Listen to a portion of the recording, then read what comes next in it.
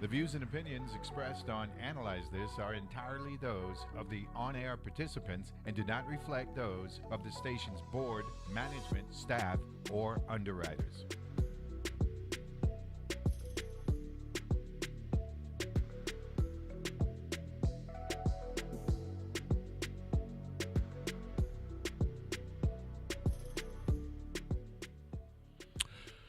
And good Wednesday morning, and welcome to another edition, not a hump day edition of Analyze This here on your NPR station in the U.S. Virgin Islands, WTJX FM 93.1, with yours truly, Neville James. Beautiful day in paradise, a little bit warm, but we could withstand that for now. Hopefully, we get to November and December when it gets cooler, and it'll truly be where you not want to be but need to be this time of year. Before we get to our guests, we're gonna have the in the 9 o'clock hour, Gen Z gonna be in the house. Didier Hughes from the Kappa Alpha Psi sorority to talk politics and culture. And then in the 8 o'clock hour, we got Miss Liz Goggins with us. Big protest coming up on Saturday, October 18th, the No Kings protest. So we're going to talk about the local version of that. But before we do that, hold on a second. Let me mute this. Before we do that, I want to talk about that Los Angeles Dodgers voodoo that people claim ain't voodoo. You know, I'm a Yankee fan. You know what I'm saying? I keep telling people we got three hated rivals. It's Boston Red Sox, which is the most hated rival. The New York Mets, who happens to be the junior varsity team in New York City, and Dodger Blue. The rivalry with the Dodgers and the Yankees go way back. The Mets didn't make the playoffs, and we beat Boston. We got beat up by Toronto. I could live with that. Toronto's a nice city, even though they're getting their head handed to them by a nicer city in Seattle right about now. But the Dodgers, they're really starting to get to that level where it is deep-rooted. I don't want to use the word. It's not hate. It's more like dislike. Because, they game the system, which is worse than anybody else. They got a player on their team that makes $70 million a year, of which $68 million of that is deferred money. You know what I mean? They're paying him $2 million a year now, beginning last year, for 10 years. And then when he retire, he's going to be like a part owner. Something fundamentally wrong with that. And they're winning, which makes it worse. And all of a sudden, the Milwaukee Brewers can't hit. The same Milwaukee Brewers that beat the Dodgers 6 out of 6 times in the regular season. Now, I'm aware of the fact that the regular season and playoffs are two different universes. But they can't even get the ball out the infield. And there's nothing I look forward to in October than sitting down and watching playoff baseball. And to see them go up 1, 2, 3, 1, 2, 3, inning after inning, that was rough last night. Hopefully, leaving Cheese Country and heading out to the West Coast for them and Toronto, because Toronto heading over to Seattle beginning today. Hopefully that'll change the mindset and maybe they could be competitive. There's one thing to lose. There's the next thing to score one run in 2 consecutive games. Not good. Anyway, all you Dodger fans, Leslie Commissions, Willetta Tynes, Judy Barnes, Pedrito Estrills, Hugo Hodge, the list goes on and on.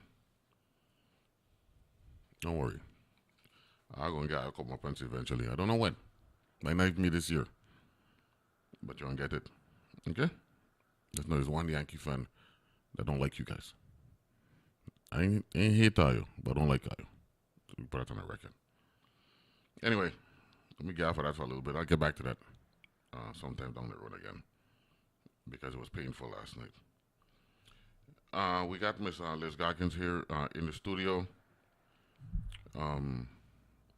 Quinnipiac. Good morning. How are you? I'm good. Quinnipiac grad.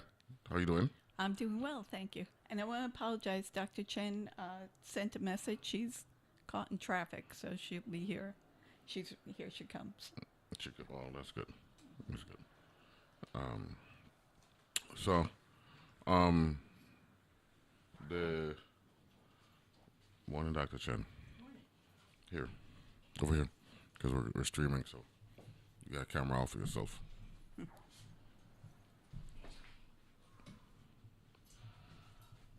Yeah, so we're gonna get Miss Dr. Chen all hooked up here, and we're good to go. So, Ms. Goggins, back in June, when there was a parade in Washington D.C., there were the same day there was nationwide protests. Yes, indeed. Yep. There were during that event there were 2,200 protests around the world, around the country, with 5 million people taking part. There we go. Dr. Chen, good morning. Morning. Turn the microphone up for Dr. Chen so I can hear. Oh, was it loud enough? There we go. Okay. Good morning. Morning. Introduce yourself. Can I have a moment? Yes. yes. You may have, as long as you need. I know you had to navigate steps and all that stuff, right? So It was coming from West. so we're good. All right. 2,200 protests nationwide Yes, in June. in June. And as of today, there are 2,500 registered protests taking place this Saturday. And this is about pro-constitution. That's the premise for the because it's no kings, meaning that this is anti-dictatorship, authoritarian Exactly. rule. Exactly. Okay. Yes. Okay. Dr. Chen, you ready? Yes. Morning. Morning. How are you? I'm doing quite well, thank you. Dr. Chenzira Davis Kahina here as a citizen, denizen of the Virgin Islands in the world. I go say it like that. Mm-hmm. So persons don't attach me to other things they might desire to attach me to. Because when we talk about these types of activities and events, as Liz has shared very eloquently, this is about not being seen as being complicit or consenting to certain changes that have not been pro-democracy, have not been in the interest of the people in this country that stands on we the people in order to form a more perfect union, establish justice, ensure domestic tranquility, provide for the common defense. I thought that was the line. Promote the general welfare at hand. I thought that was the other line. Secure the blessings of liberty to ourselves and our posterity. I just thought it was interesting that these things are even happening. Indeed. And that the people, in a very peaceful way, very important that persons, yes, we've just had a fire burn observance commemoration here in St. Croix in the Virgin Islands, but this particular gathering is about restoring peace, restoring order, restoring balance, and of course in the interest of humanity. Huh? Well, let me ask this question. The current administration, what is the biggest problem the No Kings protesters have with the current administration, Ms. Goggins and Ms. Dr. Chen? I would say, and to bring it local, I would say the effect on children and families. And I looked up some numbers. You know, there are over 20,000 families here who rely on SNAP, and you know, the discussion is it's going to be cut either between 5 to 20%. And that's going to have an incredible impact on families who depend on SNAP, and individuals, retired people. That's a direct impact. And then Medicaid.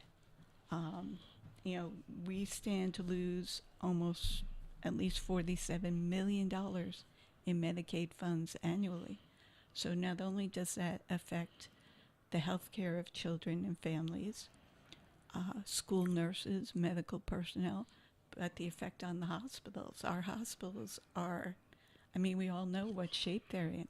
For them to be losing millions of dollars and still have to provide care to people, those are direct impacts that are going to affect all of us here in the Virgin Islands, especially children. Now, Dr. Chen, we keep hearing of this investment.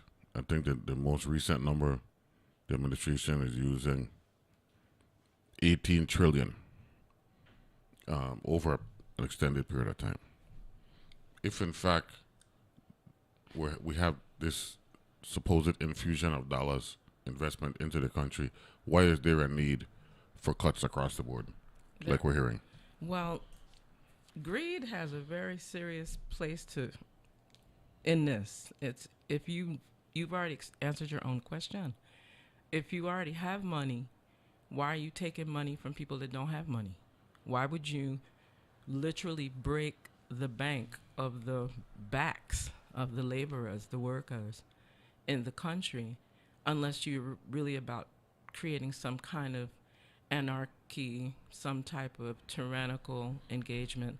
It's just not even functional. It shows a certain air of irresponsibility to the people in the country.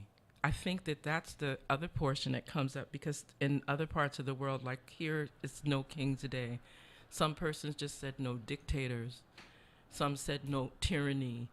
But the bottom line is the restoration of humanity across the board. And the way this impacts persons here in the Virgin Islands is very, very serious. Even in our neighboring Caribbean Americas, they too are having protests, are having peaceful, I like to highlight that, peaceful, organized, strategic gatherings so persons can understand the impact of what one of the most, or considered to be the most powerful nations on earth, with a very powerful military that is going into areas that it should not go into. And it's interfering with zones of peace. I want to highlight that. So if you have $18 trillion, you should not be worrying about giving people SNAP and whatever other benefits so that they can just survive. It's not even to thrive, but to just survive in the current state of the economy.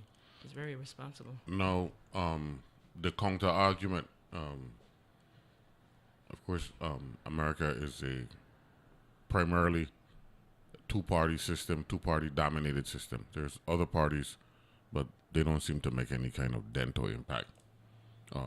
Green and libertarian and what have you. So it's blue versus red. The red party, the Republican Party, they control both chambers in Congress. They control the White House. The red, the GOP is also synonymous with conservative policies, and as we speak, 2/3 of the members of the Supreme Court are looked at in that vein. So here's a counter argument. On the blue side, it's about providing services for the people. On the red side, and blue side being the Democrats, on the red side with the GOP, it's about smaller government, less taxation, more money in your pocket. Based on what you're seeing in terms of the data and the distribution of wealth, who is more accurate in terms of how it's impacting folks on Main Street and rural America, Ms. Goggins? Because you have to use data. There has to be some type of empirical data, some type of premise to justify an argument. It can't just be gut feelings and hunches. Right. Okay. Because you reach for the $47 million with the SNAP. Mm-hmm. I mean, with the Medicare money, 5 to 10% with SNAP, 5 to 20% with SNAP. Mm-hmm. You know, so there has to be something to justify the arguments that you're making via the protests. Right. To look at it as whether it's the Democrats or Republicans that are, I guess you would say, are more fair to the people of the United States, including all the territories. One party seems to be, and it's been proven throughout our democracy, that the Democrats are more for the people and the general welfare of the Americans, where the Republicans tend to be more in favor of businesses. And we see that with the tax cut to the businesses, where the general public did not get those tax benefits. And that's a big deal, because those cuts to the businesses who are making incredible profits is not then being turned over to the public, the general public. They're raking in more money exponentially now with tax cuts than the public. So that's why there's so many cuts to public agencies, public policies, SNAP, everything is being cut. But yet businesses, big corporations, multi-billionaires are making more and more money every single day. Dr. Chen, historically, whenever America is polled as it relates to who's better for the economy, Republicans consistently outpoll Democrats in that area. Yet, last year, during the campaign, I think it was Bill Clinton who pointed out that more jobs are created during Democratic administrations than during Republican administrations. Yet, America, when polled, in the face of that fact, and it was pretty overwhelming, right? They said the numbers for the past 35 years show about 97% of jobs have been created under Democratic presidents. Why is it? And we're going to go to a break so you can think about it. And then also continue to catch your breath for navigating those steps, right? Why is it that America is of the belief that Republicans are better for the economy when we have this data that shows the economy, when the economy historically over the last 40, 50 years has struggled? It has been while trickle-down economics has been implemented and it's not working. Just think about that for a little bit, and I got some counter arguments on behalf of the red side so that the public don't think they're here beating up on one side or the other. We got Liz Goggins and Dr. Chen here in the studio. No protest coming up. We get the details for the protest on Saturday. We'll be back right after this.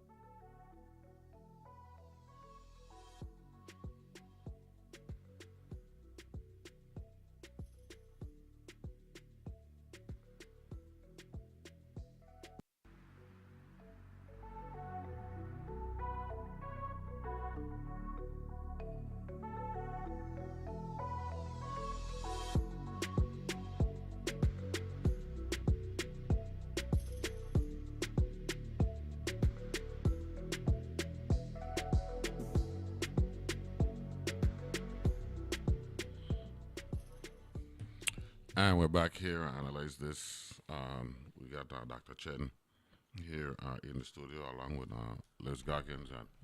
And we got the No Kings protest coming up on Saturday. Can we get a time and location and all that stuff for the protest? On Saturday, there is a group that does it fairly often up on the bypass, and they're there at, I believe, 10 in the morning.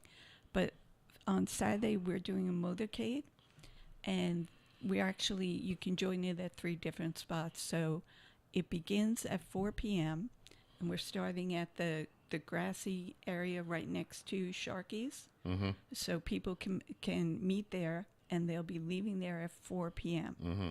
And then traveling down, and they will be stopping at Kmart East in the parking lot, so more people can join then if they don't want to do the whole thing. What was Kmart East? What? Yes, was the former, yes. Woolworths.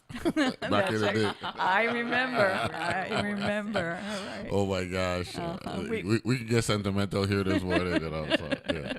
That's my stomping grounds. I used to live in Sunnyale. Oh, yes. Yeah. And then people are actually meeting there a little earlier, so because we have sidewalk chalk if people want to make messages in the parking lot, and it is washable, so as soon as it rains, it's going to go away. And then from the former Kmart East parking lot, be traveling down to the former Kmart West parking lot. And again, we'll be there early with chalk, and some people are going to have a drone, so they'll be taking pictures. And then from there, we'll be heading west to Frederickstead Beach and in the parking lot. This is all Centerline Road? All Centerline Road, yes. Oh, okay, good. Yes. Okay, good. So people can join along, and then, for people who are in the motorcade, decorate your cars, have your signs, people have a lot to say, and people are concerned. So no, to your knowledge, Dr. Chen, this is a St. Croix thing, or this territory-wide? Territory-wide. Territory-wide? Yes. Get closer to the microphone there. Territory-wide. I understand there are going to be at least 4 official events now. Yes. There are events on St. John and St. Thomas. And I'll have to, here I can find the times for those. Okay, good. So, Dr. Chen, were you a part of wasn't there a small protest back in June when they had the protests on the day that the president had the birthday party for the U.S. Army and his birthday simultaneously? That I actually was off island. Oh, okay. Observing the activities. Oh, you were on the mainland. Okay. Yes. Yeah. In the U.S. Yes. But we did have a smaller. When I say we, I mean the Virgin Islands did have a smaller protest as well. Yes. During that. There's a group that. Oh, that's the group that you mentioned. Yes. Okay. They had a protest. So I was looking at the data, right? And for those who are listening, go to www.politifact.com. This isn't just Neville James, right? And this is an article from March of 2024, right? And it actually Clinton was referencing the most recent 35 years. But when you read the article, it goes back to Eisenhower. Eisenhower is January 53 to January 61 before Kennedy took over, right? And it shows here that the numbers, the job creation numbers, are just staggeringly in favor of when Democratic administrations. So is this really about spreading the wealth, Dr. Chen? Is a mantra and part of the agenda of Democratic administrations as opposed to big tax cuts and hoping that these corporations that benefit from these tax cuts will hire? I need to be really clear on what I'm about to say because it may go a tad against the grain, yeah? Mm-hmm. Some of the data has been skewed just by the fact that the system that we're speaking of, this very successful to many capitalistic system is designed not for the best interest of everybody, right? I want to make sure that I share that. And I say that as a precursor to answer your question, because sometimes we are looking at the infrastructure of the United States of America as if it started with this very humanitarian, let everybody be part of we the people, and that's not how it started. And it's interesting that on the eve of the 250th anniversary of the independence of this country, that this kind of behavior, this type of infrastructure, these words claiming to benefit the businesses and the corporations and those that put their boots on the ground and work for self, that's like that kind of we're benefiting the republic, when in actuality, whether it's Democratic or Republican, if you're not putting the people first, if you are not putting the power of the people as primary, then the data could say whatever it would like to say, and it won't be too accurate, because sometimes the source of some of these statistical analyses are not coming from a place of the benefit of the people.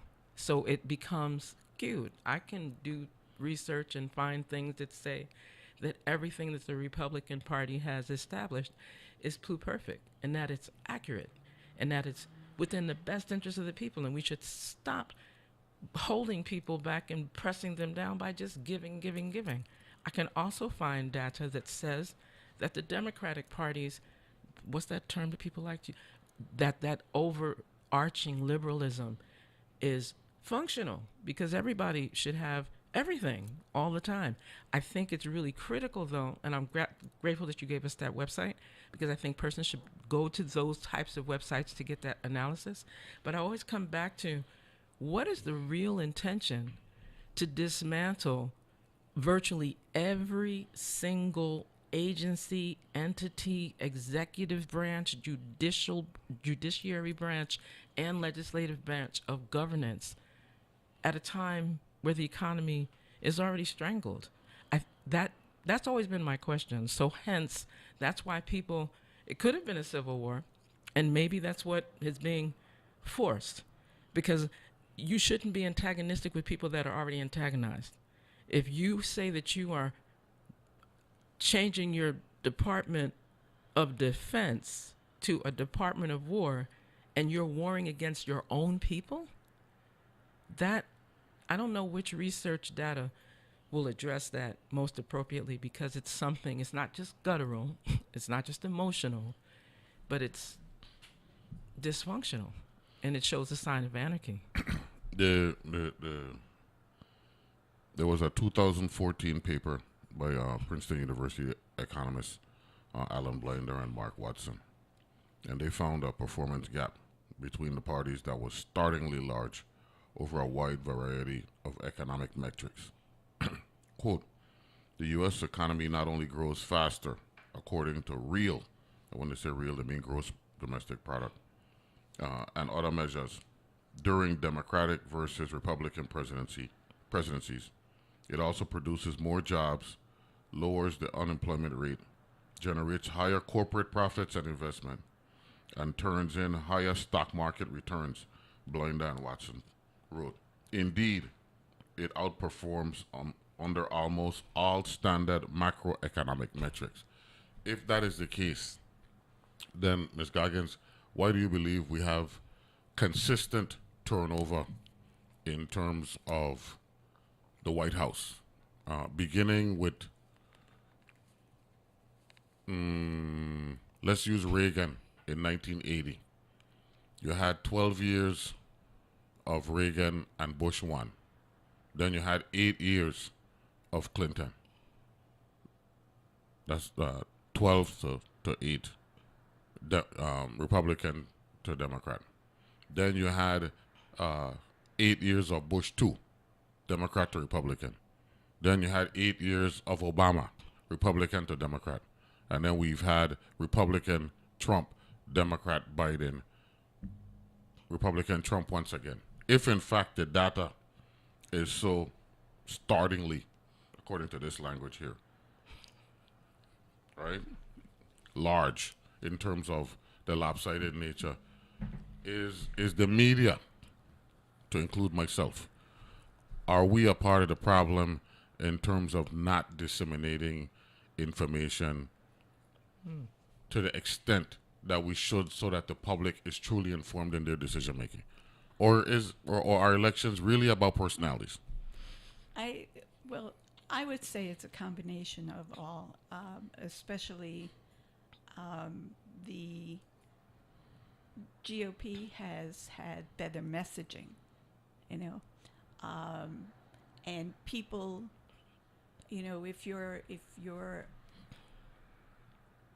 you don't feel personally like the party has done something for you, you tend to vote for the other party. Even if you don't know whether or not they'll be better or worse, you just go to the other party because, my business didn't succeed, so I'm going to vote for the Republicans, even though you were never in your business, you never did anything to promote your own business. For the media picks up on the messaging, and I think the big question now, because, I think right now we have to look at a presidency that we've never seen before, that things are happening that have never happened before. So we kind of have to say, okay, yeah, this is our history, but how do we deal with the craziness that's going on now? And, we see all the time where things are being said and never fact-checked or never questioned. And I do think that's a failure on the media. Not you, but the mainstream media or the national media. The questions are not being asked. The fact checks are not there. And that's causing some of the problem, because there are just things happening, attacks on our Constitution that nobody's questioning, and illegal acts taking place. Small boats from Venezuela being bombed. You don't have any clue at all who are on those boats. And you're just bombing them, killing people, and let's say it is a boat and they're transporting drugs and there's 5 people on it. What good is killing those 5 people doing? There's a whole other problem behind that.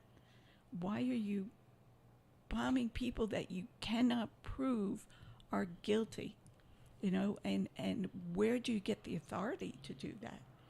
Dr. Chen, one of the arguments, or one of the assertions that we've arrived at on the table talk, is that this blue versus red, red versus blue, is actually broadening the middle, where folks are not satisfied with having to choose either or, and as a result, the independent-minded voters are now increasing percentage by percentage by percentage. Do you believe that that is actually accurate? I know that people in the United States of America have matured to a place where the Republican and Democratic two-party system may no longer be as functional. It's almost 250 years old.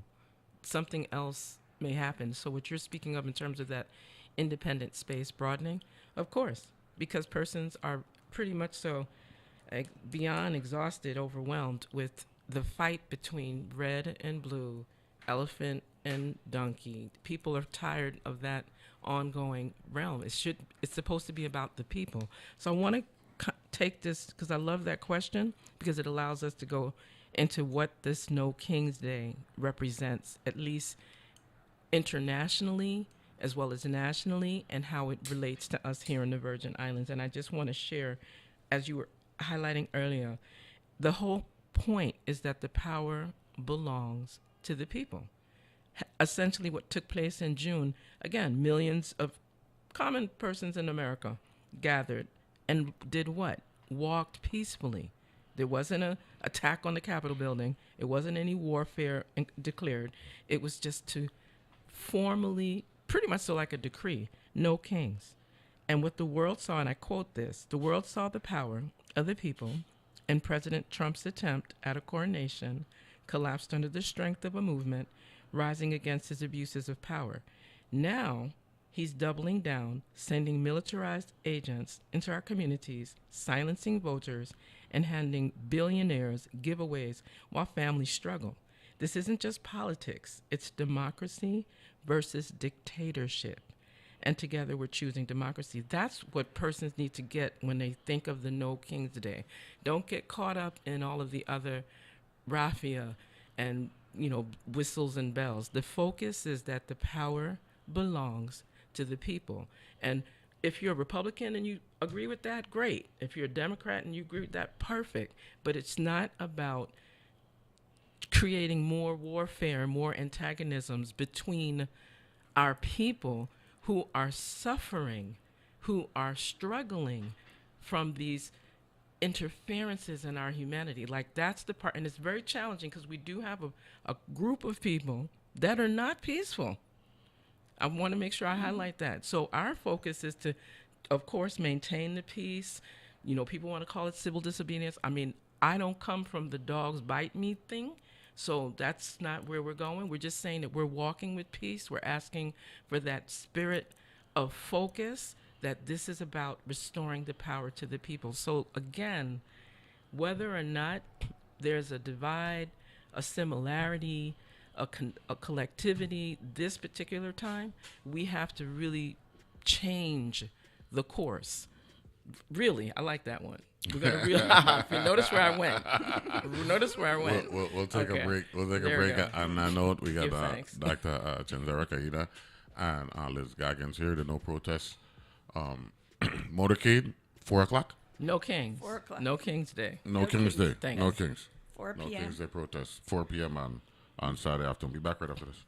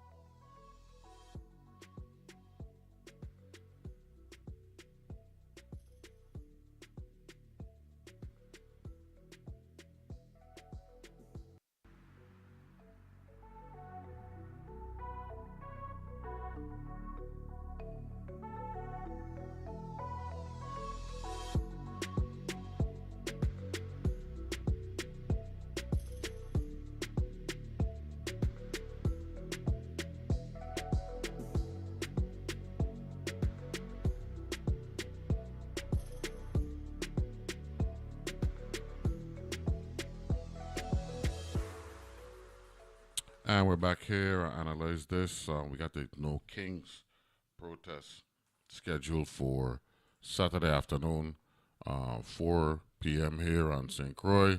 It's my understanding that there are also protests slated throughout the Virgin Islands. Do we have that information? Yes, on St. Thomas, it's at 10 a.m., and people are meeting on Veterans Drive near Windward Passage, and they're going to walk east on the waterfront to the People's Promenade across from the courthouse.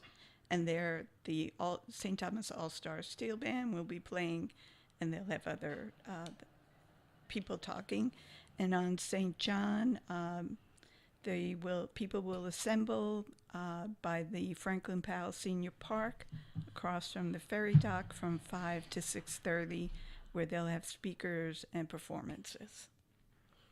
And if you got anything going on in Water Island, let us know as well, because we don't want Water Island to feel That's right. Include the family. That they are, being excluded out of the mix. Okay. One of my pet peeves here on this show is literacy, and the National Institute of Literacy came out with some data last year, Dr. Chen, that was painful as relates to America. Now, I was once an elected official, so there was a time when I spoke, political correctness was in play. There's no need for me to be politically correct anymore because I'm not in the political arena. So, I'm going to call it like it is. Like Howard Cosell used to say back in the day, right? Tell it like it is, right?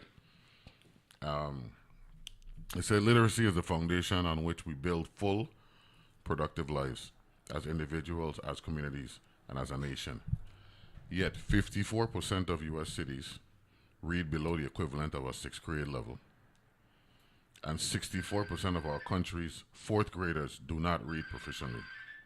This multi-generational challenge impacts all of us and is linked to some of today's most pressing concerns, from economic growth and public health to community safety and civic engagement. And this is from the National Center for Education Statistics. What can we do, Dr. Chen, to encourage people to understand why literacy is so critical, not just for self, but for society? And how can we get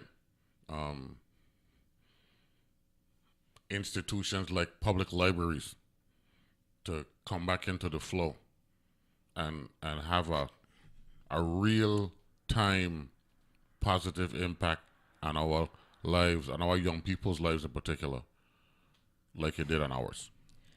I'm so grateful for that type of a question, and I always encourage persons to go to the St. Croix Foundation's website and look at what came out in the data sets in the Kids Count research. Because what you're speaking to in terms of literacy, it's not only with young people, it's like definitely across the board. And many of these issues around literacy, and I need to be specific, around reading, mathematics, critical thinking, digital literacy, technological literacy, which is slightly different, are intentional. There has been an intentional systemic thrust to make it appear that we're not leaving any child behind, when in fact we're leaving the entire village, nation, society behind. The only way that, not the only way, one of the ways that we can address literacy is by first and foremost providing truths and having institutions and leadership that fosters the literacy. If persons, especially children, if they don't see that literacy is important in the music, in the culture, in the history narratives, in the business places, if they don't see that the way that they're seeing the over-sexualization of everything, because if we were to place literacy and make that the jingle that persons hear, make that the music lyrics that persons are engaged in, make that the conversation we're having while we're playing dominoes, chess, checkers, tennis, pickleball, whatever, basketball, football, if we don't make literacy the core of our conversation, and maybe we have to find another way to word that, because when you say literacy, people loud as woke, and it needs to change. But that can't change if the elders, the leaders, the young, and I would like to be specific, the elders and the leaders, but not just elder leaders, but young leaders. We need to let that voice be one of supporting literacy, and I include in that linguistics, languages. We're in the Caribbean. Almost everybody in the rest of the Caribbean speaks 3-4 languages, and we're struggling in many parts in the U.S. and U.S. spaces with just being functional in one language. So we're like monolingual. And monolingualism, as quiet as it's kept, isn't another form of illiteracy, period. So it would behoove us to shift in that space. And if you're seeing leaders that might have wealth, they have, resources, and they're billionaires and so forth, but they are not supporting authentic systems and institutions that foster literacy, it lets you understand why we're having a No King's Day protest that is peaceful. But the reason why I asked the question is also I wouldn't want this to just be, well, let's protest on Saturday afternoon, October 18th, and then we go back into our cocoons and leave it like it is, right? Right. We can't do that. We won't. No. And as someone, I was fortunate.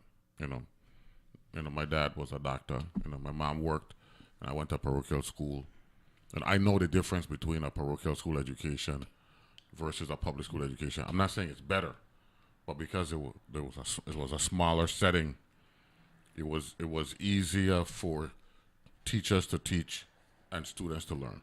Right?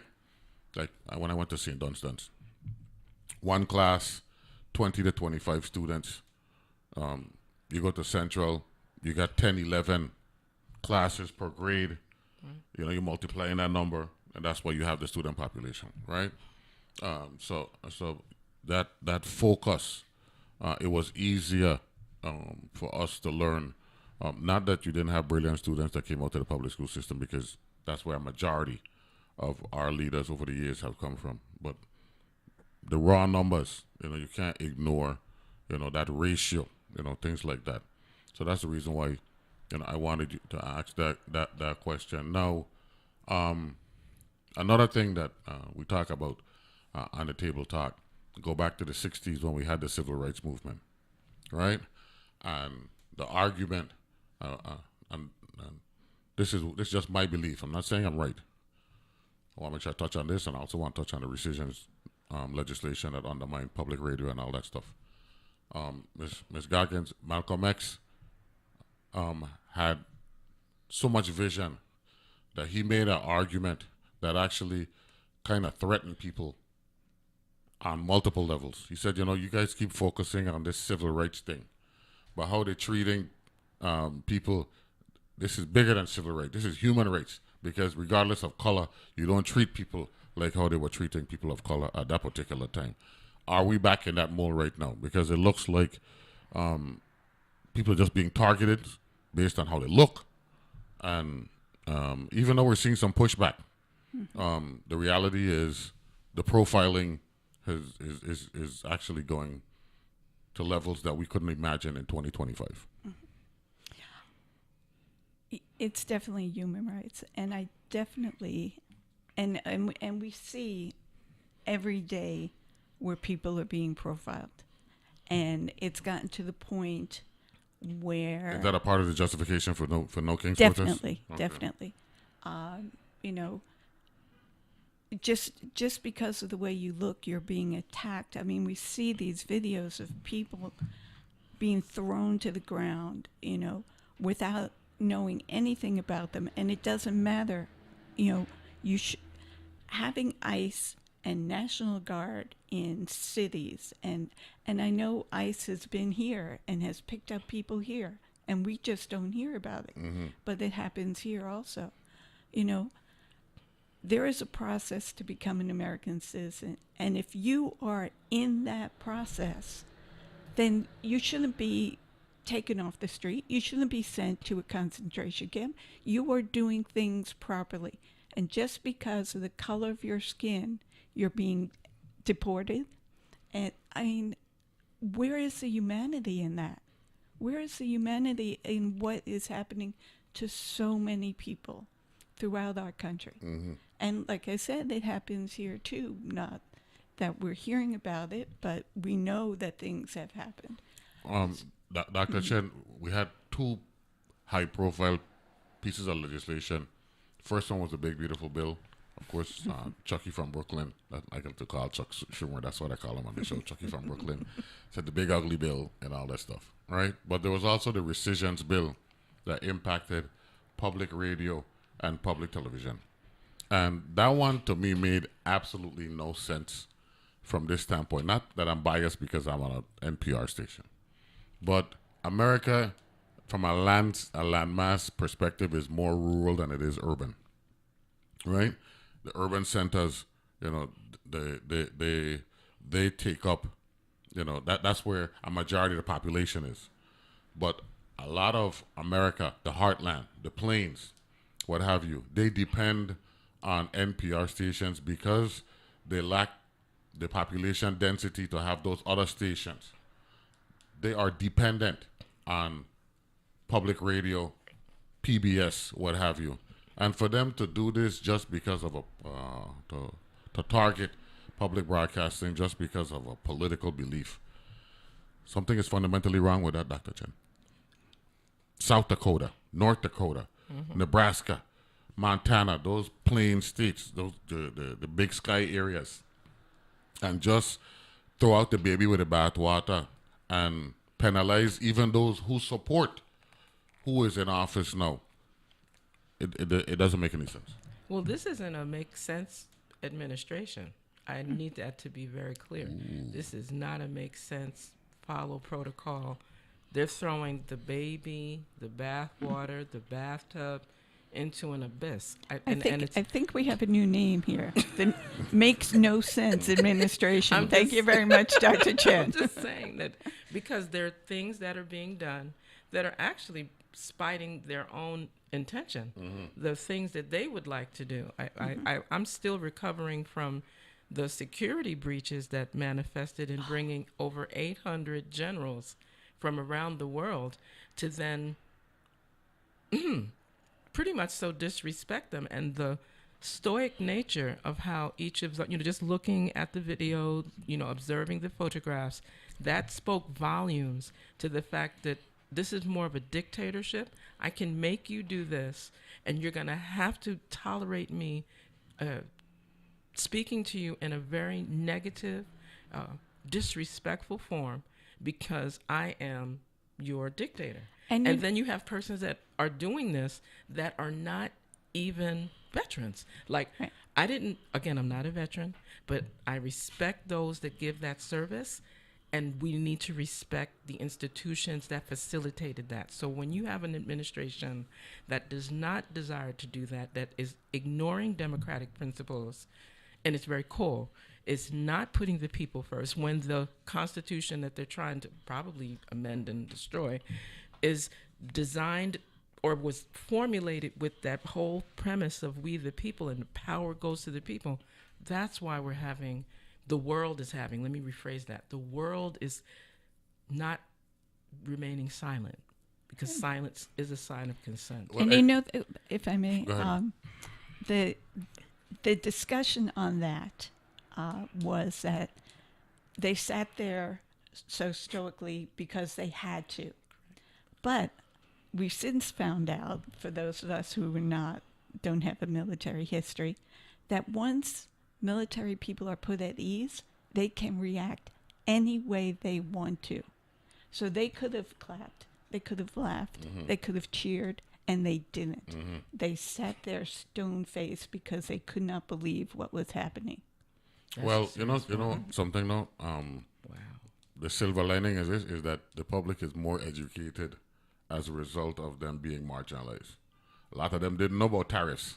Correct. Now they're Googling tariffs. Correct. A lot of them didn't know that this anti-immigrant mentality flies in the face of the U.S. Constitution, because it was a man who born in Nevis and was educated on St. Croix that wrote 60% of the Federalist Papers in Alexander Hamilton. Correct. You know what I'm saying? So, there's ways to look at things, and I try to just let education actually be the foundation. So, Saturday, 4 p.m. on St. Croix, up at Sharky's, and we're heading west on Center Line Road, stopping at what was formerly Kmart, and heading down west, right?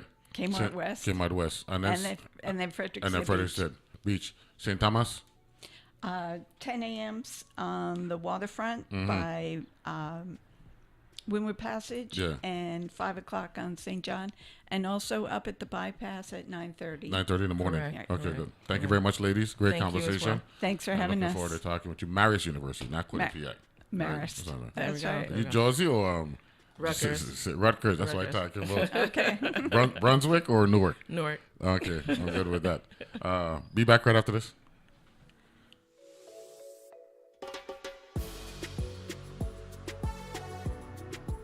The views and opinions expressed on Analyze This are entirely those of the on-air participants and do not reflect those of the station's board, management, staff, or underwriters.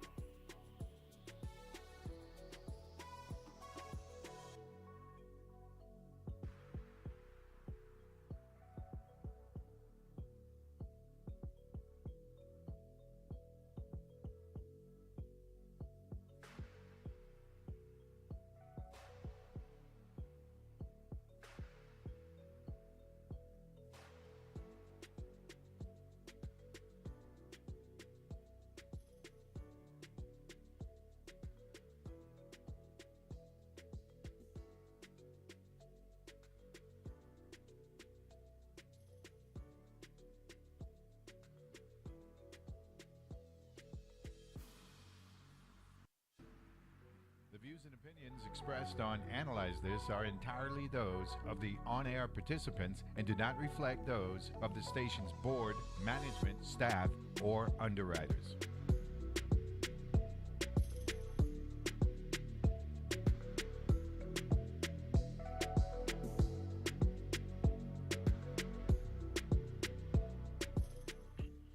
And we're back here on Analyze This. I want to thank Liz Goggins and Dr. Chenzira Davis Kahina for joining us. So they got the St. Croix No Kings rally taking place 4 p.m. Saturday.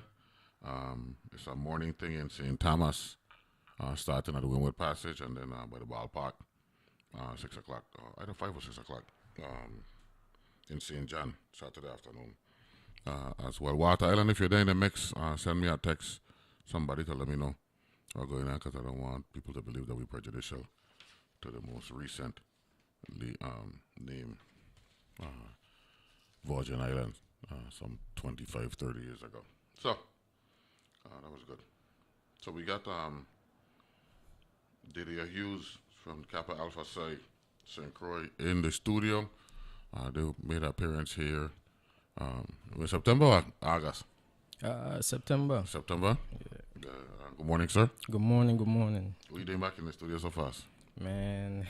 Had a good time the last time? Yeah, man. The dialogue was great, man. And just something I wanted to come back and share the dialogue and the correspondence between us. Mm-hmm. Okay. So, you are Gen Z? That's me, yeah. By definition, what is Gen Z? Gen Z is that time frame that came after the last one. See, I was born in 1998, so I will be classified as a Gen Z. That goes up to the early 2000s, and then there's the next generation after that. I was the last year of the baby boomers. I was 1964, right? Wow. Then you got Generation X. That's the one that come after the baby boomers. We're gonna find. We do the education thing on the show, so we're gonna go through that then now, right? Hold on there. Another public we had this remember one time we had this conversation. The senators, we were sitting down one time and breaking it down. So I like to do that, no? So it's important. Yeah. So here we go. Baby boomers from 46 to 64. Okay. You know the significance of that? Yeah, that was when there was a lot of babies being that came through after the war. After the tech, that's the key. Yeah, after the war. That's the key. World War II ended in 45. Got you. You know what I'm saying? So you conceive in 45, born in 46. You know what I'm saying? And then to 64, right? That's right. And then Generation X, 65 to 80. Okay? And then the millennials, right? From 81 to 96. It's like a 15-year deal, right? Most of them, right? Mm-hmm. And then Generation Z, which you're in. That's right. Right? 97 to 2012. 22. And then the subsequent generations are Generation Alpha, 2013, and they're going to end wrong now, so. Yeah, wrong this time. Wrong this time, right? And then Generation Beta, going to start wrong now, so, and take us to about 2039, 2040. Okay? So, when you're going out there and trying to enlighten and educate our young people, right? It's good to know the history, how they determine the different generations and all that stuff.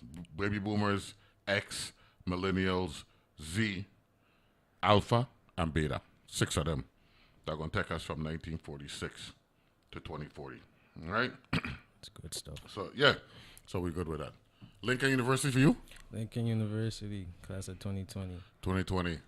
Something I didn't mention last time on the show when I was here, I was a COVID graduate, meaning that I was in my last year of my senior year. I was in my senior year at Kappa. Wow.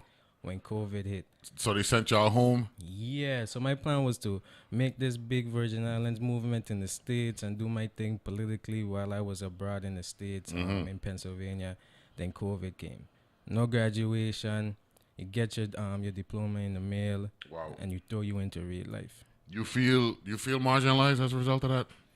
Yeah, it played a big role when I sit back and I recollect what it meant being thrown into the world with my degree at a time when no place was hiring. People were still funny about bringing new people into the workplace, especially people that was traveling. It was just such a time where things were changing so quickly. It really made me realize what it means to be in real life outside of the whole graduation phenomenon. It was just like, okay, you in real life now. Figure it out. Now, this conversation that we're about to have, how Gen Z in the Virgin Islands view politics, culture, brotherhood, and the modern identity of black men. Right? One of the things that came out of the last election was this belief that the black man supported President Trump at a greater percentage because the black man felt taken for granted leading up to the election. What's your take on that? Do you think that's factual? Well, I was about to ask, is that factual? What is some statistical data that supported that? I don't agree. I just feel that the stance at the time, they wanted change. They wanted change from the Biden administration. Why they wanted change? For a black man to sit down and think about all the things we've been through COVID and the last decade, we think about the stance of the administration before that, before when Trump was in office before, and the changes that came after that. I just don't think us as a population or us as a group would support another 4 years. Another 4 years of the Biden administration? Of the Trump administration. Of the Trump administration. Right. Okay. Why do you think Trump was successful as a black man looking at how the election played out? I think he was successful because of gender. I think most of the voting population was those that wanted to see him in office. And when we go back to the Gen Z... But he didn't get a plurality of the vote. He didn't get 50% plus. No. I mean, you don't need it, by the way. You know what I'm saying? You just need to get enough of the Electoral College to be the President of the United States. And Kamala was never leading during that time. She never led during the race. During the election, she never led. But that's what they say in the aftermath. And I'm glad you brought that up. I'm glad I wasn't the one that brought that up. I believe that a lot of these supposed political pundits manipulate the terrain in order for them to make money. In other words, all right? After the election, I heard folks Democratic operatives, all of a sudden saying, in our internals, she was never in front, right? Internal pollings, right? Really? Now, I remember that after the debate where she got the better of Donald Trump in that debate, 100%. Just like Trump got the better of Biden in his debate. I'm just calling a spade here, right? And she had a field day with him. Coming out of the debate, the things that they remembered from him in that debate was they're eating the dogs, they're eating the cats, they're eating the pets, and concepts, right? When they asked him about the healthcare plan, he said, well, I got concepts. Yep. Those are the things that people remember out of the debate. On her side, it was her telling him Putin would have you for lunch if you were to be elected, and he's going to go after Poland if he's successful with his Ukrainian invasion, right? Those were she was confident, but that was September. A lot of things can happen in 60 days, and it was proven that he won the election, right? We got time to question that. He won the election. So, Ms. Goggins was speaking earlier. Is there really a messaging problem on the Democratic side versus that of the Republicans? Or do we have a educational deficiency in America that allows people to believe what they see and what they hear on its face? That I agree with. I think there is an education deficiency, especially when it comes to the political arena. I don't think enough people understand politics enough to have that understanding to be on that level of frequency where they can vote in confidence. And that can segue into my next conversation of how my generation, the Gen Z, is shifting from traditional party loyalty to issue-based politics. Okay. I don't really see my generation converse or talk about political parties or being a part of a political party, whether it's Democrat, Republican, Independent. They're more so focused on the issue-based elements of the politics. No, one of the topics that I brought up in the previous conversation was, is Gen Z a part of that no party / independent / unaffiliated movement continuing to broaden? Yeah, because the way of communication has changed so much. My generation feels like if you're not attacking the issues, why does it really matter what party that you're in? They just want to see stuff being done. And whether you're Democrat or Republican, because if you really ask somebody in my generation, you ask me, why are you a Democrat? Oh, my mom was a Democrat. My dad was a Democrat. But why? You ain't answering that. They ain't answering that. They just like, I need a voter's ID card. So my dad was a Democrat. I'm gonna be a Democrat. But why? What values do they operate on? What policies are they pushing? Do you go to the Democratic meetings? Do you sit with the local Virgin Islands Democratic Party? Who are the people in the Democratic Party in the Virgin Islands? Me personally, I think the weakness of the Democratic Party is in the Virgin Islands in particular is because the lack of strength in the Republican and ICM party.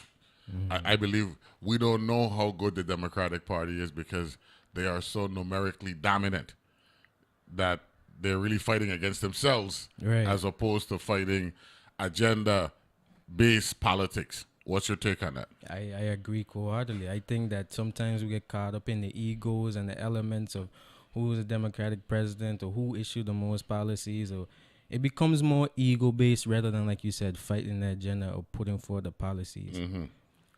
And my generation, I think through social media, we're getting back to what it was during the civil rights era with that voice. I mean, I do believe social media has quieted the voice, where back then they went out and they didn't wait for the government.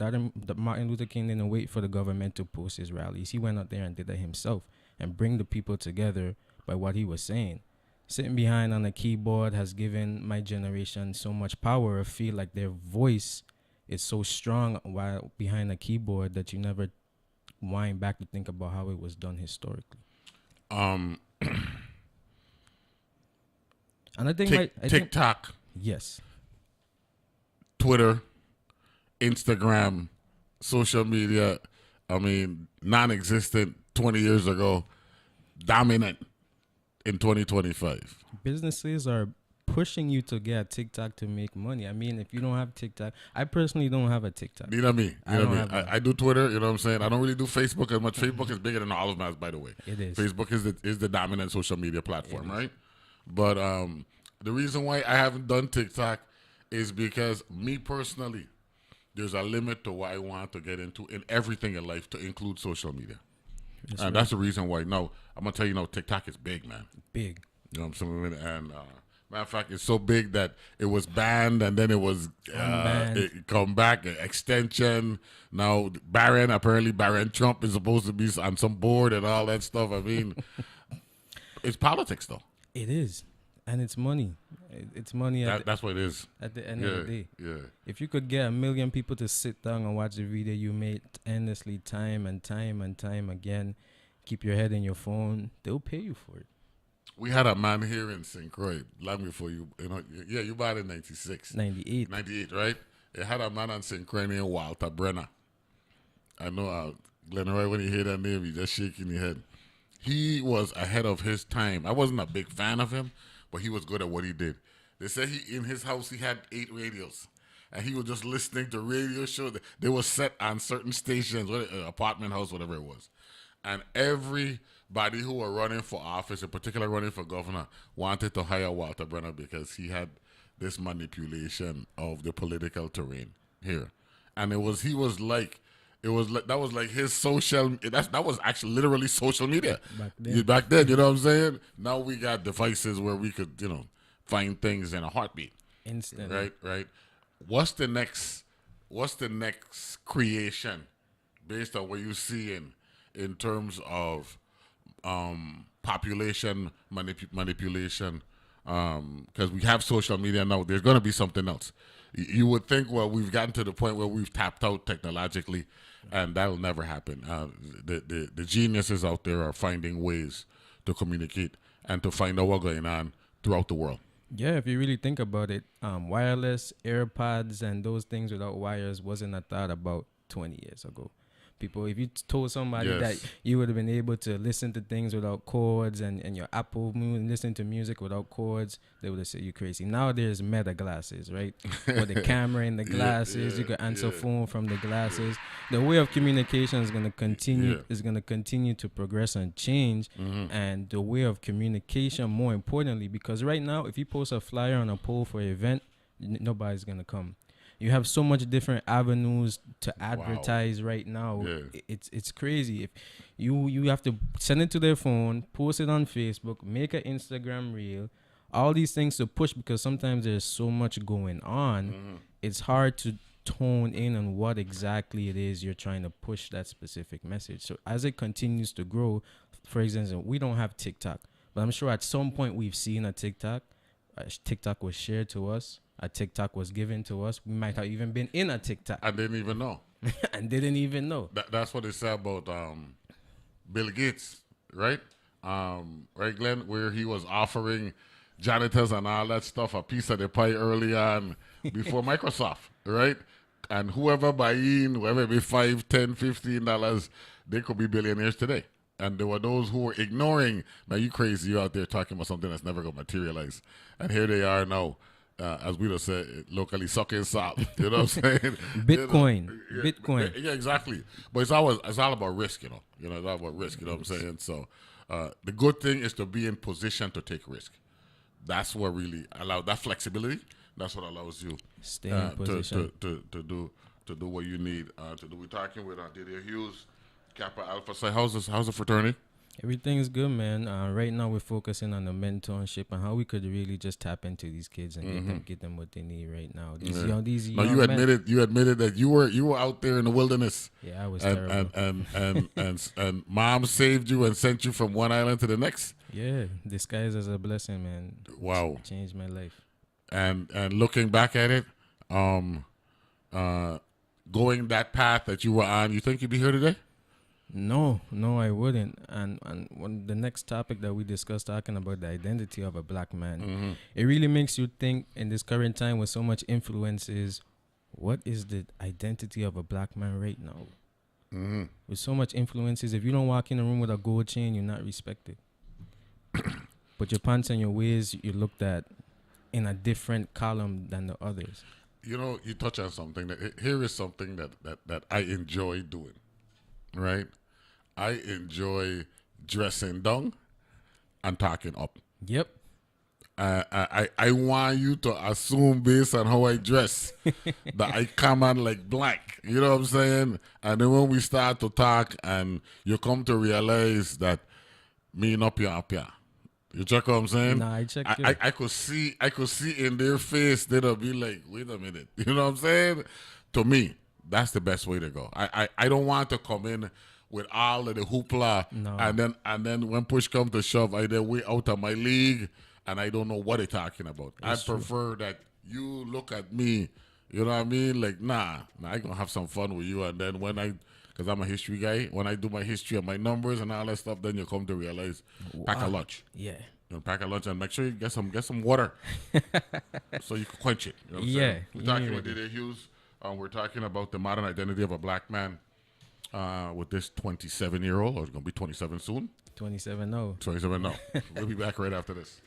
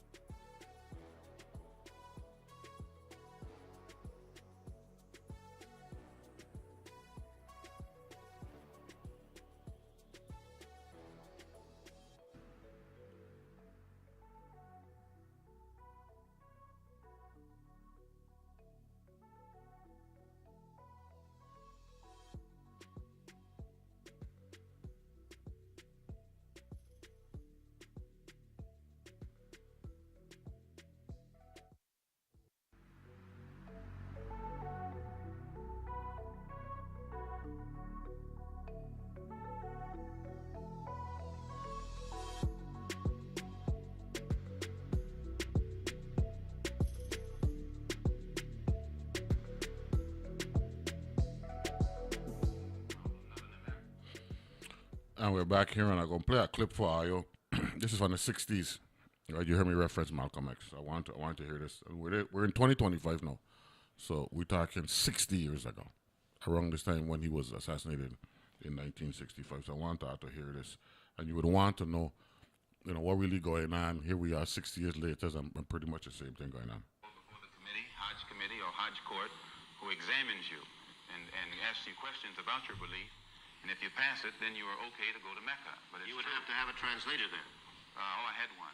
Then realizing that our problem in America, that we are black Americans, and we have a problem that goes beyond religion, we formed a group known as the Organization of Afro-American Unity. And the objective of this organization is non-religious, number one. Any Negro can belong to it.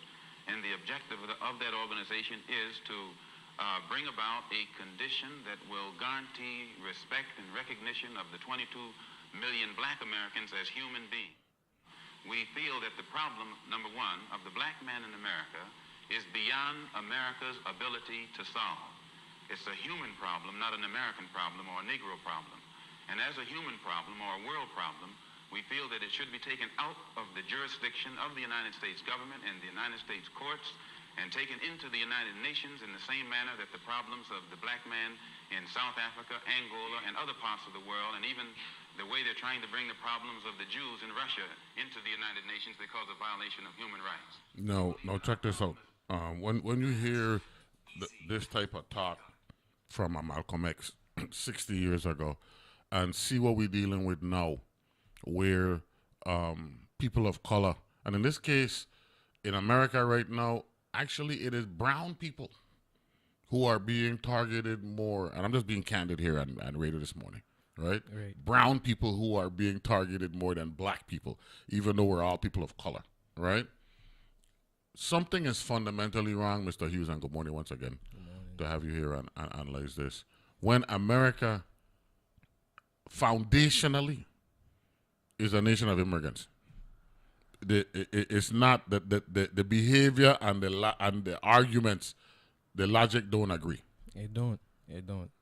And even what the administration is pushing right now, it goes against the melting pot that is the United States of America. And we happen to live in the ultimate Caribbean melting pot here in the Virgin Islands. The ultimate.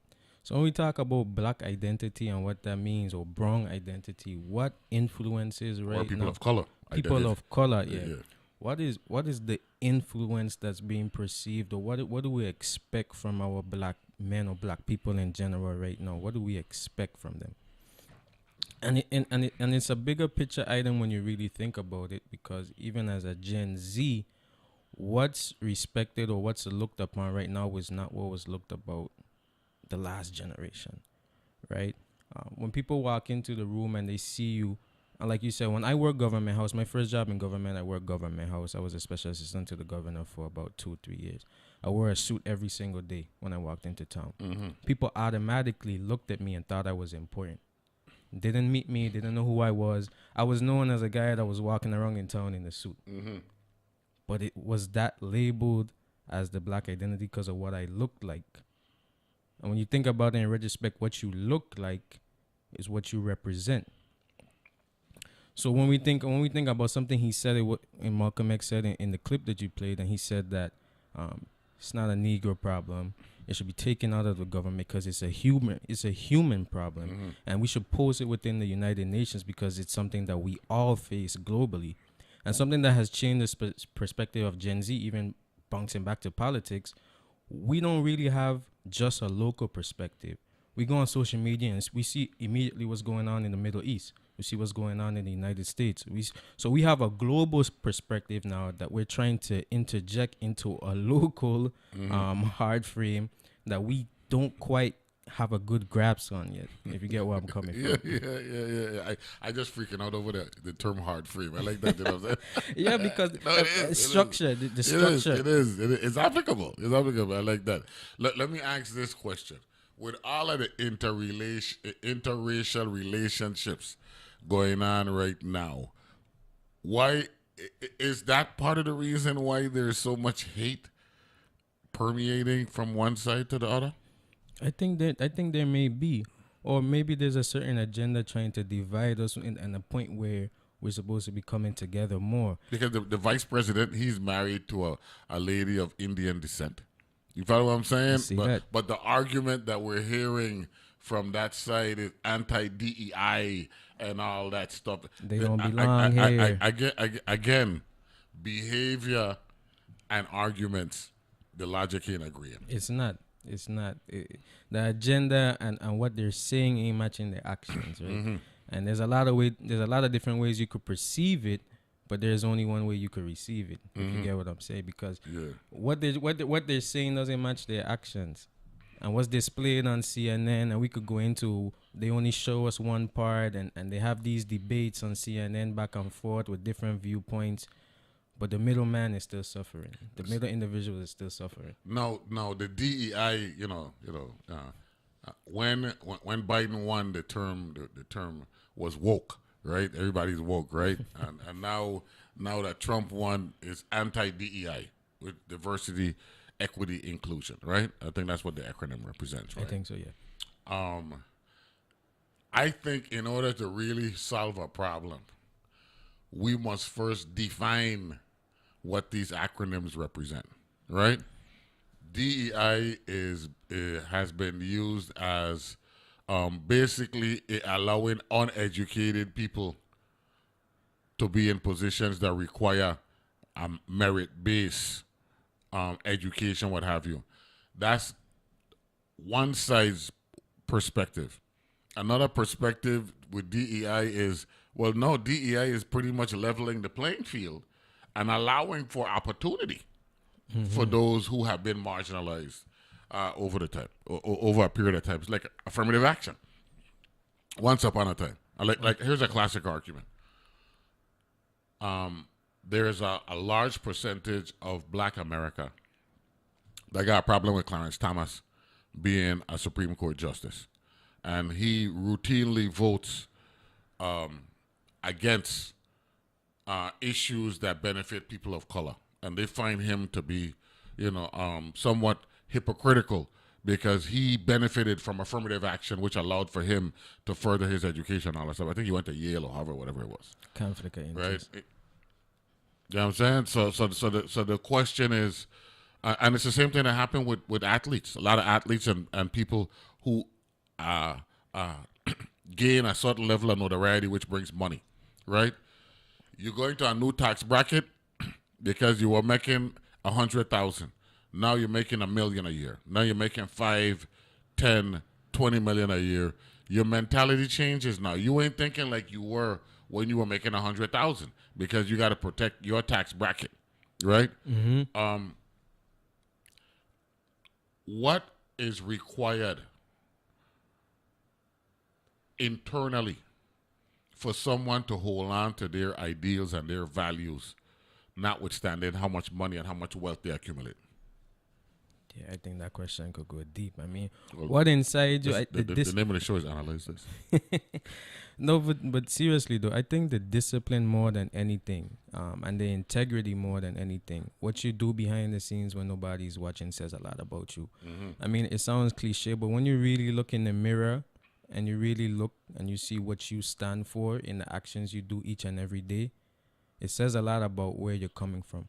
And there's no point in time where you can't change who you are, but think about the integrity and think about that the things that you now dictate the future that you will have, the things that you stand for, the things that you believe in, and don't let anybody come and change that. There's a lot of manipulation going on right now from us as humans, from other individuals. People have a good way of talking. People have perfected their way of talking down to a science where they know your emotional intelligence. They know how to get a reaction out to you while they keep their composure. So I said to say, we live in a time where there is so much influences. When I tell you the music that we listen to every day, like the new age of dancehall music that has taken over the Gen Z right now. What is it? I mean, it's right now. It's modern dancehall, and the influence right now. Because when I go to car, I'm in a different world. Right. I'm in. This is therapy for me. Right. So when I drive, like recently, I was in Miami over the weekend. Right. So when I play my dance hall, right? When I play Coty, right? That classic Coty, right? Don't laugh, Glen Wright, right? Cutty Ranks had a song, you say, who that a come, right? Wake the man, right? And it'll start 6 million ways to die. Choose one, right? And when I hear that, all I thinking about is when I was your age. 27, 28 years old, early 90s. You know what I'm saying? And that was dancehall and how dancehall actually filled a gap because Bob Marley had died 10 years ago. True. And we didn't know, if it was going to survive because we were naive, right? We didn't understand music is eternal. Yep. If somebody passes away, the game ain't stopping. You know what I'm saying? Forever. So when that man pick up, when Yellow Man was the first man to really fill that void there. You check, and then dancehall, Chata, Buju, everybody, all of them there. So when you said dancehall today, I want to know, is it the same thing that we were hearing back in the day 30 years ago, 35 years ago? It's a completely whole different bag. Wow. And I know it's more subconscious than anything because I hear I hear the young people in middle school listening to dancehall. Mm-hmm. When I was growing up, I listened to a lot of like Lil Wayne and hip hop and rap. Yeah. I wasn't really on dancehall until more when I got in high school. But the subconscious influences that come from that music, the exploitation, the violence, that it's just music and it's just entertainment. But when you really think about it, you start to idolize what you're hearing each and every day. Mm-hmm. If you're listening to music about killing each and every day, at some point, you're going to feel like that's what you want to do. Not rhetorically or not in your everyday, but a part of you subconsciously is going to think that's okay. Gen Z praises a lot of hip-hop rappers that's in jail and, they're out of jail and free them. But what are they producing that's pushing the black agenda? What are they doing that's pushing what we've been trying to accomplish for the last 100 years? What do you want to accomplish? Freedom. Mental freedom. We could define freedom a lot of different ways. I was just wanting to know what cause we could apply freedom however we want, right? But that mental freedom, the ability to see things without any restrictions. Right. Okay. When that's the topic of what's the identity of a black man. I shout out all our black women right now that's hustling and grinding. Mm-hmm. But the black women and women overall have taken over and have become the breadwinners. But let me ask this question though, and I agree with that 100%. Should this really be a black thing, or should this be a people of color thing? I think a people of color is the best way to generalize it and not make everybody feel left out. I think us as a group... Because there are Caucasians who are supporting our... And they have historically. Our tribe, yeah. They have stood with us. They have stood with us in the fight. Yeah, I don't like this broad brush application that because somebody may be Caucasian, we could just say white, right? Mm-hmm. I'm not trying to be disrespectful. That they automatically they're on the other side. I can't buy into that. No, I can't. And I won't buy into that. And then when I see the history over the years and I keep reading and you come to find out, it ain't by your color, it's by your heart. You have white people that are born and raised right in the VA that don't look like we are more Virgin Islands than we. More Virgin Islands than we. Mm-hmm. So you say the color of your skin don't really dictate what it is that's in your heart. Mm-hmm. Mm-hmm. When we talk about freedom, what do we need? But that's where mental freedom allows you to see things through that prism. It's true. If you're not free of mind and you are tunnel vision, then you don't have the ability to break things down. You don't. In that vein. You don't. But there's been so much expectation for the black man specifically. There's been so much expectation and different routes that the expectation for a black man to take. Mm-hmm. Some people college, others trade, other business. Whatever that is, once you tap into it, to be disciplined and consistent with it is the next steps. But is there a true definition of what the identity of a black man is right now? Mm-hmm. I think that's what I try to digest on a daily basis, because there's so much expectation of us from different people. but there's no clear direction. In a time where there's so much influences, it's hard to. But you talked about discipline, though, right? Right. And, I understand that, when you accumulate X amount of wealth, life is going to change. That's just the realities of the deal, right? But you shouldn't lose your identity because of it, though. No. You know what I'm saying? But what is your identity? A lot of people struggle with knowing who they are. Yes. And if you don't tap into your purpose. Yes, sir. Yeah. But even if you don't know your identity, having money, having wealth shouldn't stop you from or change how much you loved somebody or being someplace and where you hang out. You check what I'm saying? It's true. I know that, sometimes you got to protect yourself against an element. You know what I mean? Because let's face it, once you accumulate wealth, there is a targeting involved here now. Right? You check what I'm saying? But the reality is, if I like to hang out at a certain spot, I don't care how rich I be. Even if it means that I got to hire somebody to protect me, I want to be in that spot. Yep. You check what I'm saying? Yep. And there are those that once they accumulate wealth, well, I ain't going to that spot no more. You check what I'm saying? Like if I hang out, like I used to hang out at Extra spot. That was my place, right? Your hangout spot. Right? It closed now. But I can't see myself if I win the Powerball and get $350 million, that all of a sudden I can't go Extra spot. There's something fundamentally wrong with that type of thinking. It is. You check what I'm saying? No, you accumulate wealth, you got to protect yourself. I understand that. But that's protection, though. That's not me mentally being where I want to be, where I feel comfortable. Right. And that's where you know what I'm saying? So to me, that speaks a lot about a person, right? Once you become a certain way, then you hanging around a different crowd and all that stuff, that tells me that you're not real. Yeah. Yep. It's true. Some people be like, you're brand new. I'll be like, I am. Yes, that's right. We'll take a break. Come back. Great discussion. We'll talk about the black man believing that they were taken for granted during the 2024 election cycle. We'll be back right after this. We'll be back.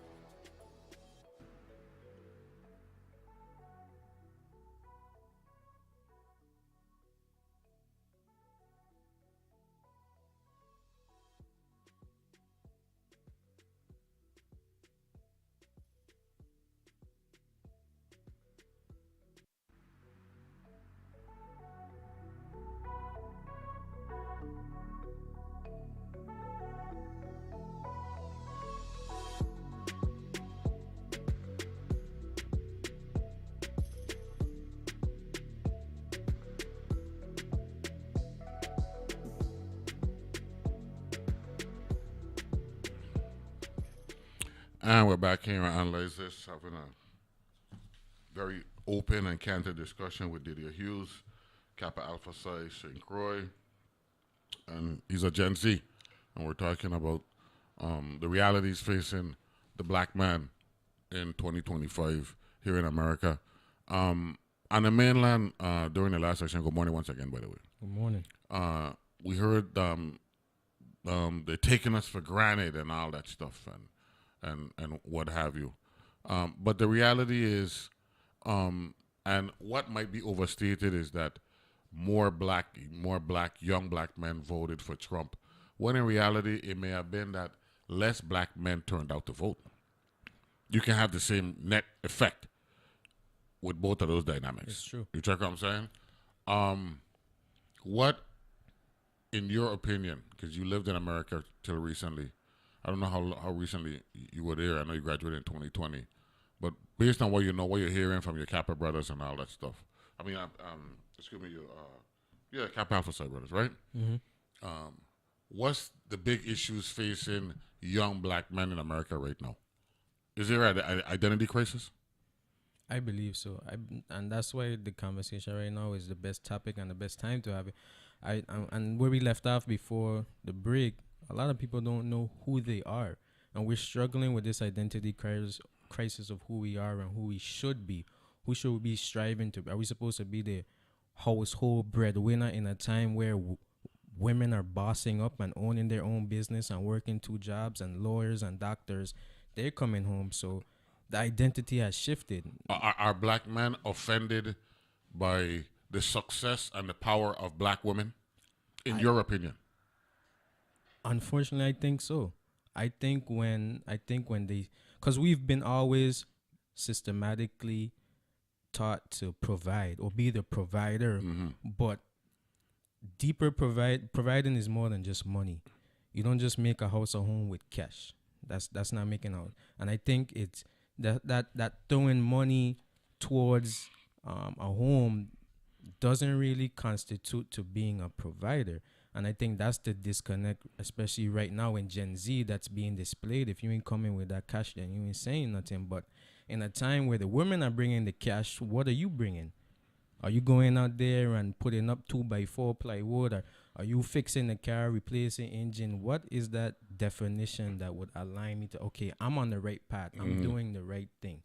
I'm the provider. Even though I'm not the breadwinner, I'm the provider. No, you know that some men are offended by the notion of being a stay-at-home dad. Of course. Not realizing there's nothing wrong with that. You know what I'm saying? That's just the situation that you happen to be in. If mommy is the breadwinner, let's just call it for what it is. Yeah. You know what I'm saying? And y'all decide, well, one of us got to stay home to be there for the children, and mom is the managing partner of a law firm and calling the shots. Yo, you got to deal with it. You got to deal with it. You know, I know the ego, right? Man's instinctive nature is that of a hunter, right? And a provider, right? And believe that he got to be the one. Yo, sometimes, I mean, it's rare, but yo, it's like that. You better take up cooking and put on the apron, and you better be the one in the kitchen. Yeah. Sometimes your situation just forces you to be that way. So right now, and then we even go back to the hip-hop culture and entertainment and even movies now, what they're depicting of a black man. For example, right, the hip-hop marriage that we know of is Jay-Z and Beyonce, right? And in reality, as great as Jay is, as Hove is, he ain't on B's level. I'm just telling you like it is. 14, they both make a lot of money, but B is another level from Jay. Respectfully, I mean, she's getting like 40 million a show this year. I mean, think about that. Wow. Yeah, per show, she's averaging about like 14 million. Wow. Per show. I don't think Jay ever commanded 14 million a year, but Jay is all that. Don't get me wrong. No. You know what I'm saying? Jay is nice. You know what I'm saying? But that's what we're dealing with, right? Now, I'm just glad that we're having this open discussion, right? So the public could know, yo, it is what it is. Let me tell you what another sentiment I believe. I believe there was a percentage of the black male population that literally and figuratively had a problem with a woman not just a woman of color, a woman being president of the United States of America and, by extension, the leader of the free world. That's the number one reason why I think the turnout was what it was in the last election. Majority of people in the United States and overall, they were not ready for that. They were not ready for a woman calling the shots, and it's sad because our women, any color, any race, have come up to the plate and succeed in all different fields. There are women mechanics. The women mechanics that work in my department. They're women in every field succeeding and excelling. So wait, America from a leadership, from a population viewership perspective, right? Is late. I'm not going to use the R word that we use, right, to disrespect people. Yeah. But we're late. I'm gonna tell you why, right? Margaret Thatcher, she was the Prime Minister of England. We got a lady who was the Prime Minister of Germany. Okay. We got a lady who just recently Trump shook her hand at when all the leaders met when they signed off on this ceasefire agreement on Monday. Lady from Italy, and he wouldn't lead her hand. And they're leading a country. What is it about America? Who are we? Right? And I look at myself as an American, even though I live in a Caribbean jurisdiction. But we're still American. I was born in Harlem. You know what I'm saying? So I would always, like to let people know, keep people honest with that. Got you. What is it about us that a woman can't be the leader of the free world?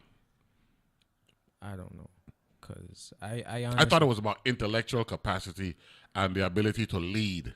It looks like that's not the case. That's far from the case. There's so much evidence that supports the intellect of women across the board in all fields that have excelled and succeed. Men in some cases. There are women in the army that's braver than men. There are men in the force that's less brave than Private women. Benjamin. That's the name of the show with Goldie Hawn, Glenroy. Private Benjamin, right? Yeah, man. Sometimes when they go in on missions, they rather go with the females because they fearless. But I say that to say, I don't know why we're so, like you said, late or scared to have. Why are we still scared to break that? Because the Republican Party has yet to put up a female candidate to run for presidency. Ain't gonna happen. The Democratic Party has put up 2, right? And, they nitpick. Apparently, Kamala laughed too much. All of a sudden, being jovial and laughing is a problem. You know what I'm saying? Things of that nature, right? Yeah. And the nitpicking, that's why, like, I've been in the arena, and I told my boys this on Table Talk. If you want to find out how people really feel about you, put your name on the ballot. They're going to find every fault of you at that particular point. Right now, come for you. Yeah, man. Nasty. This show is doing well, right? A lot of people like, the fact that, we do a conversation thing. We're not into interrogating and all that stuff. And the show, I try to be respectful and all that stuff, right? And I don't really take on the melee and all that stuff. So the show doing well. And some people say, man, we need you back in there and all that stuff. And I was just driving a Nacho Road one day and I laughed to myself. I say, yeah, I love me now. But let me go get a petition. And I just say, well, Neville go back in again. Then I gonna really find out how I feel about me. That's the reason. It's the truth. You know what I'm saying? Me and Canada and all that stuff. So I just wanted to put that out there to let the public know. You can't let your lows on the lowest day affect you, and you can't let the highs on the highest day affect you as well. I would try to hang out someplace in the middle that allows for you to, you know what I'm saying, to be able to deal with what we're dealing with. The black man nowadays, are we embracing education enough collectively? You read my mind. Because I was about to say, it's one thing to because change. we could talk and talk, but I need to know that, you know what I mean, that the education, the impact, the ability to talk to our young people is happening. Your wealth would change you, right? But your knowledge will change you as well. Mm-hmm. Your knowledge will take you out of different places just as much as the money would. Mm-hmm. You got a call on the line. Good morning, caller. Welcome to Analyze This. Good morning, Senator James. Morning. Calling you from the Big Apple. And as I'm here listening to you, right, and you and the guy there that's having the discourse. Mr. Hughes. Women. Mr. Hughes, Kappa Alpha Psi Nu Pi. Yo. That women, and like how you just said, the leader Italy, the former leader for Germany. Senator James, who leads the household in most families where everything is started? Is it not the mother? Of course. So, taking it from the household into the workforce, why is it that people still have the mentality, if the mother can raise the family, why can't she do the same thing in the workplace? You're gonna take it up with them there. Mentality that you're gonna take it up. You're gonna take it up with them there who don't buy into that belief, because neither of us do. Yeah. I voted for Kabbalah, and I will vote for any woman who have sense and who have a leadership mentality. And I don't want to say that we told y'all so. But we told y'all so. Giving Donald John Trump a second bite at the apple, that this man is vindictive to his core. And he going to come at you with both barrels blazing. Anybody who, and I've been coming to New York from 1974. So I know about Fred Trump. I know about the Trump family history. So anybody that knows this here, they know this individual, you know. But like I say, I only call in to say to just put my little 2 cents in to say, well, if my mother was the leader of our household, and I'm sure you could ask any family, and they would tell you the same thing. And then for us to now grow into adulthood and say, well, you know, a woman can't lead after your mother just raised you. No, that one can't work. Again, the behavior, the behavior and your argument ain't agreeing. When you embracing that mentality, we ain't buying into that. Exactly. Yeah, thanks for the contribution, Mr. Grant. Appreciate it. Anyhow, yeah, take care. All right. You got it. Good thing. One love. Yeah. I can't. And I'm sorry. And we late, man. Yeah, that's just the terminology. I heard the phrase one time that women are more emotional. That's why they can't be in a. It's statistically proven men are more emotional than women. Think about it. But here we just set up. One must have an appreciation for statistics to understand or to process what you just said as it relates to the statistics. Yeah, bearing out certain things. You know what I'm saying? They'll be like, oh well, somebody tell you something and a man in something in a tone that they don't like, you're gonna react right off your emotion. The president of Mexico right now watches Trump and says, "Yo, you keep threatening, but you ain't really stepping." No. You know what I'm saying? And she enjoys letting them know. Look, there is something. You know the beauty of leadership is defending your people. That's the beauty of it. Not bragging about how intellectually great you might be and all that stuff. Is that the people feeling confident that you gonna speak up and defend on their part. That's it. That, to me, that's the most valuable aspect of leadership. And it ain't just limited to political leadership. No. I thought we playing ball, right? And the team know that, they might be better than we, but they got to kill we to get this. Yeah.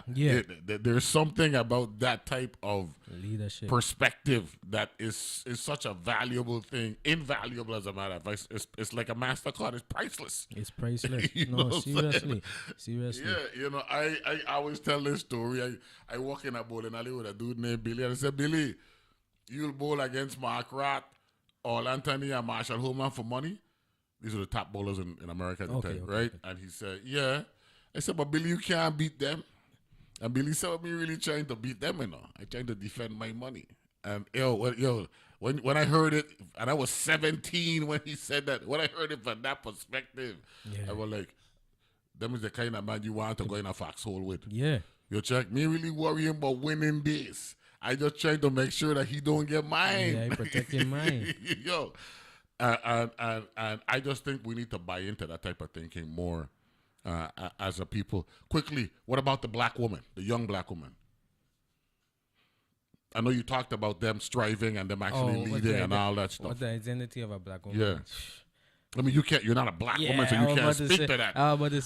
But I know it's hard. But I'm talking about the stereotyping of them. Yeah, I know it's right now. I know it's hard. It's a lot. How do we protect them? Because we have an obligation to protect them, even if they're as successful as they are and the breadwinner. We still have an obligation to protect all women, not just black women. All women, and it goes back to something you said, that how do we maintain our values, our integrity at all times when it's not popular? Right now, there's the Gen Z concept of somebody getting dragged on Facebook, where there's a Facebook melee and it's back and forth, and we sit back and laugh. Like, not only when it's beneficial to us, right? We protect black women at all times. All times. It don't matter where it is, when it is. Because they're queens. They're queens. You know what I'm saying? Even the ones that don't even portray themselves as queens, they're still queens. And sometimes when you take a need to bring them back up and bring them, you can't be a king without protecting your queens. You hear the music in the background. Great conversation. I got a question that we're going to pick up in the next time we talk. So locally, what does women running for governor mean to the Virgin Islands? So think about that. And we'll get you back in again sometime later next month. All right? It's all good. Thanks a lot for being here, man. Hey, no problem. I'm glad. Didier Hughes, Kappa, Alpha Psi, all that good stuff. Be good. Liz Goggins and Dr. Chenzira. Don't forget the No Kings protest this Saturday on all 3 islands. The views and opinions expressed Thanks on for having Analyze This are entirely those of the on-air participants and do not reflect those of the station's board, management, staff, or underwriters.